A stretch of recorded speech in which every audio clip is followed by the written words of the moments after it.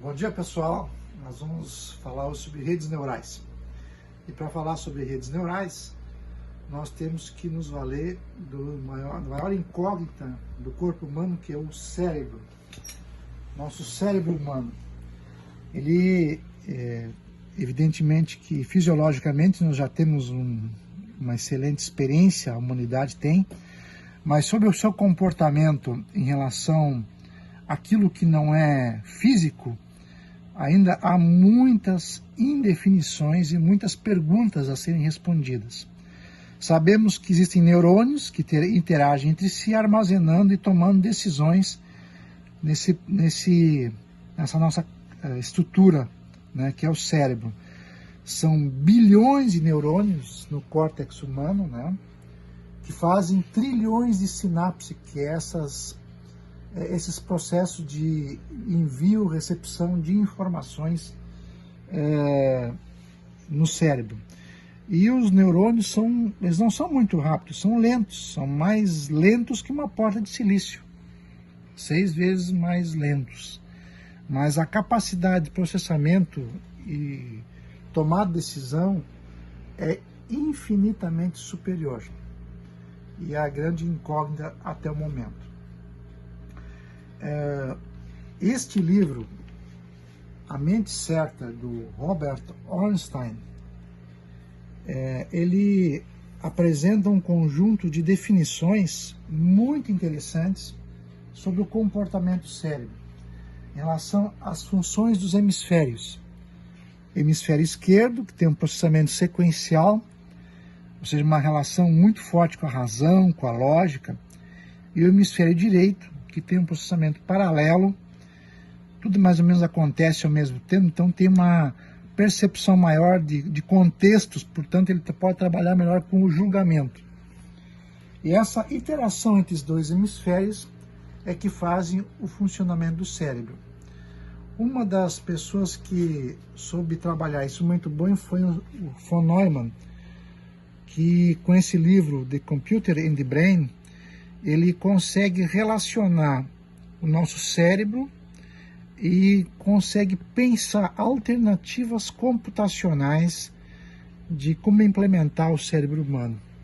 É um livro antigo, o von Neumann já é falecido, ele foi um dos precursores dos sistemas computacionais. O primeiro computador foi elaborado sob a supervisão de von Neumann, né, lá na Universidade da Pensilvânia, e todas essas concepções estão baseadas em como o cérebro humano funciona, né? E o cérebro humano tem um processamento de informação impressionante. Algumas coisas já se sabem. Por exemplo, observem aqui, cada célula nervosa tem uma inteligência própria e ao mesmo tempo tem uma interação coletiva.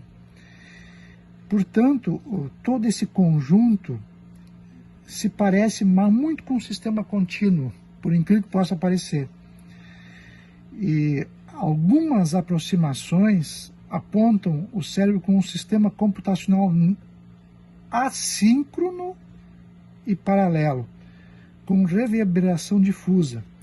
Vocês estão vendo que tem uma relação lá com a lógica fuzzy, porque as decisões elas não são bem, não utilizam aquela estrutura lógica que a gente é acostumada a pensar do tipo verdadeiro ou falso.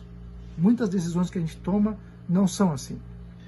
Quem trabalha muito bem é o Roger Penrose nesse livro, O Grande, o Pequeno e a Mente Humana, que apresenta vários pontos destes que eu coloquei. E também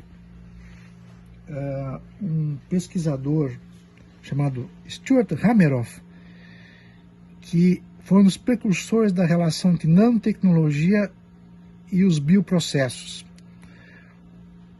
trabalhando exatamente nesse tema de como o cérebro se comporta e de como a nossa consciência toma decisões.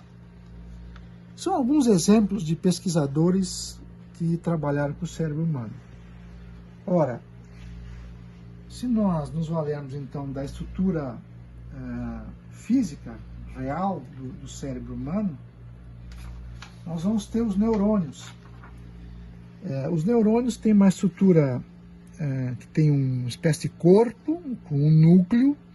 Nesse corpo somam-se as informações que são captadas pelos dendritos e, por sua vez, através dos axônios, são transmitidos para outros neurônios, que são, como eu havia comentado, bilhões de neurônios no cérebro, né? E próximos ao núcleo e aos dendritos, né, nós temos as sinapses nervosas que memorizam as informações. Então, é uma estrutura extremamente complexa e bem elaborada, que são os neurônios. Mas o neurônio é uma estrutura física, está no corpo das pessoas. Para tentar reproduzir como ela se comporta, se desenvolveu um modelo artificial de neurônio. São vários modelos. Lá nos primórdios desse trabalho, os primeiros neurônios foram desenvolvidos com estruturas analógicas. Após, já na década de 70 em diante, com a proliferação das portas lógicas, né, nós tivemos muitos desses modelos desenvolvidos ou implementados com estruturas de hardware. E já a partir da década de 80, à medida que os computadores começam a se tornar mais poderosos, esse modelo ele é desenvolvido através de rotinas computacionais, que é o que vocês vão fazer essa semana numa aula de laboratório no Octave. Então, o neurônio artificial, ele tem entradas e saídas, mas entre esse início e fim, né, existem pesos, que são nós com um determinado grau de amplificação. A esses nós, esses pesos de entradas, nós fazemos uma soma, né? Essa soma, ela é maior ou menor amplificada também a partir de um ponto de polarização, que é o que a gente faz no dia a dia com os diversos problemas que a gente tem. E por fim, ela é modelada por uma função de ativação, que é uma espécie de modelagem matemática do comportamento do neurônio. Então, essa estrutura que copia, na verdade é essa, é uma cópia, é uma modelagem de um neurônio real. Ela pode se implementar de diversas formas, como eu falei, né? E nós vamos implementar ela através de um software, de um programa. As funções de ativação, basicamente, são três, as mais comuns: linear, sim ou não, uma escada, né, um degrau, ou a sigmoidal. A mais comum é a sigmoidal. Então, nós vamos utilizar ela também como uma função de ativação, uma modelagem matemática de uma parte desse nosso modelo que a gente está fazendo no neurônio. Isto aí, esse neurônio, tá, que é um neurônio, evidentemente, vocês, como eu falei, no cérebro tem bilhões de neurônios, nós podemos implementar com alguns neurônios, com dezenas, com milhares de neurônios. Então, essa modelagem que é a implementação do que a gente chama de redes neurais.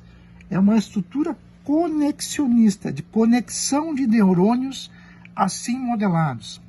Então, são sistemas computacionais adaptativos, inspirados nas características de processamento da informação encontradas nos cérebro humano, neurônios reais, e nas características de suas interconexões. Então, os neurônios têm uma topologia, ou seja, eu posso conectar eles de diferentes formas, eles têm nós, né, de entrada e saída, tem estruturas, funções de ativação, né, e tem regras de treinamento. Essas regras de treinamento vão fazer com que ele aprenda de uma forma ou de outra, tá? Então, essas regras especificam os pesos, como é que ele se comporta, as conexões entre esses pesos, e como é que eu tento encontrar a saída mais próxima daquele desejo que eu estou procurando, daquela informação que eu estou buscando. Tá? Onde é que se aplicam as redes neurais? Reconhecimento facial é uma aplicação. No mercado de ações, por exemplo, na previsão de séries temporais, spam, as redes neurais identificam os spams nos e-mails, e na área de telecomunicações, as chamadas modulações adaptativas, que são muito comuns em dispositivos de internet das coisas. Então, pessoal, o processamento do aprendizado, da busca do treinamento, da melhor configuração da rede, ela é vista através de duas formas. Ela pode ser uma aprendizagem supervisionada, onde nós temos uma definição prévia e um algoritmo específico para a busca da solução, da melhor alternativa de resposta para aquele problema. Então, nós temos algoritmos, eles encontram, por exemplo, o erro mínimo e metodologias de como encontrar esse algoritmo. Uma estrutura, nós vamos ver uma estrutura chamada backpropagation. É uma delas, não é a única. Nas aprendizagens não supervisionadas, não se tem uma saída específica. Você tenta enquadrar o modelo baseado em algo que deu certo. É muito parecido com lógica fuzzy, tá? Embora não seja exatamente. As redes neurofuzzy são estruturas não supervisionadas e bastante utilizadas também hoje em dia. Ok, pessoal? Então, comentando sobre o método de aprendizagem backpropagation, é um método com realimentação. Ou seja, há uma propagação da informação, eu pego os dados, eu faço a aquisição das informações, eu comparo com os valores desejados e, por fim, essa informação é retroalimentada no objetivo de ajustar os pesos das minhas entradas. E esse processo, então, ele busca algum objetivo. Qual é o objetivo? É encontrar o mínimo erro no processo durante cada iteração. Então, são feitas algumas iterações, dezenas, centenas, posso fazer milhares de iterações, né, na minha backpropagation, até encontrar o valor mínimo desejado. E é claro, para isso acontecer, tem que ter uma receita de bolo, tem que ter um algoritmo. Como eu falei também, tem muitos algoritmos. O mais comum é esse aqui, ó, é o raiz do erro quadrado, o erro médio quadrático. É um método numérico muito comum, tá?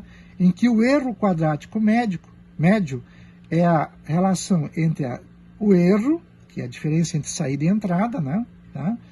Multiplicada pelo quadrado da saída desejada, menos o valor que eu faço a medição, o valor real. Então, esse tipo de método é o que vocês vão utilizar lá na aula de laboratório. Tá ok, pessoal? Aqui eu tenho uma das leituras que vocês vão... que eu recomendo nesse momento. Claro que esse livro aqui é um livro muito extenso, com determinada profundidade. Eu sugiro um capítulo e a metade de outro capítulo para que vocês tenham uma introdução àquilo que nós estamos falando, né? Depois, no futuro, quem quiser se aprimorar, ele é um livro bastante completo e complexo, mas no primeiro capítulo e numa parte do quarto capítulo, que é os que eu recomendo, ele é mais simples e dá para entender, tem uma linguagem tranquilamente apropriada para o nosso nível que nós estamos vendo, tá? E também tem outras leituras que eu recomendo para vocês. Vocês vão fazer um laboratório, então, de redes neurais, né? usando o método Backpropagation e o algoritmo RMS. Está tudo aqui bem relacionado. Para isso, vocês vão ter que precisar de várias funções. Essas funções, como eu sempre comento, vocês têm que implementá-las lá no editor do Octave, né? São 3 funções e vocês vão ter que deixá-las residentes num subdiretório que é o work, para que vocês possam depois utilizar. Então vocês têm que editar, implementar e salvar e deixá-las residentes. Adicionalmente, para facilitar o trabalho, existem 2 arquivos de dados que eu vou disponibilizar para vocês também. São arquivos .mat, tá? Que vocês vão copiar lá para o subdiretório work e também deixá-los residentes, que depois, durante a aula de laboratório, vocês vão utilizá-lo. Então, o que vocês vão fazer? Vocês vão implementar uma matriz de letras. Essa aqui, por exemplo, é a letra A, tá? Uma matriz 7x5, né? E essa matriz está definida lá no letters.mat, né? Tá?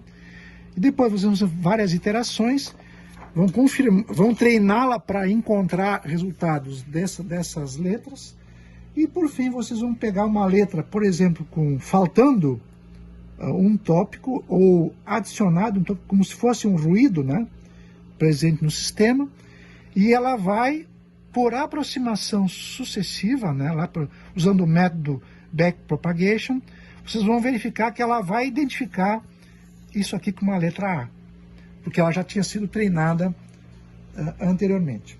Ok, pessoal? Finalmente, eu vou pedir para vocês também, além de fazer o laboratório, que vocês façam um vídeo de 1 a 2 minutos explicando esse laboratório, para que vocês depois me repassem. Na próxima semana eu vou indicar os prazos limites para a entrega desse material todo. Tchau, tchau.